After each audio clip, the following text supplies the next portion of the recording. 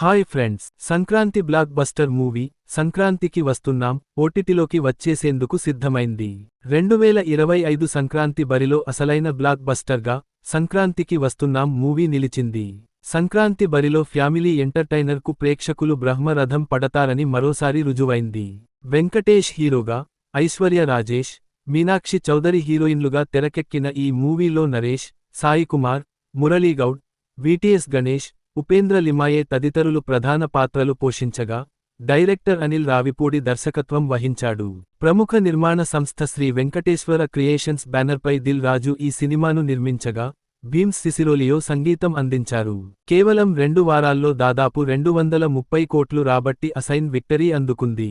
ప్రస్తుతం థియేటర్స్లలో ఇంకా హౌస్ఫుల్ కలెక్షన్లతో రాణిస్తున్న ఈ మూవీ ఓటీటీలోకి వచ్చేందుకు సిద్ధమైనట్లు తెలుస్తుంది. ఈ సినిమా ఓటీటీ హక్కులను జీ5 సొంతం చేసుకుంది. అయితే ముందుగా చేసుకున్న ఒప్పందం ప్రకారం జీ5 ఓటీటీ ప్లాట్ఫామ్ సంక్రాంతికి వస్తున్నాం చిత్రాన్ని ఫిబ్రవరి ప్రథమార్ధంలో స్ట్రీమింగ్ చేయాల్సి వస్తుంది. ఇంకా థియేటర్కు జనాలు వస్తుండటంతో ఓటీటీ విడుదల తేదీలో మార్పు చేయమని నిర్మాతలు ఓటీటీ సంస్థను రిక్వెస్ట్ చేస్తున్నారట. దీనికి సంబంధించిన చర్చలు కూడా జరుగుతున్నాయి. అయితే జీ5 మాత్రం అందుకు ఒప్పుకోవడం లేదట.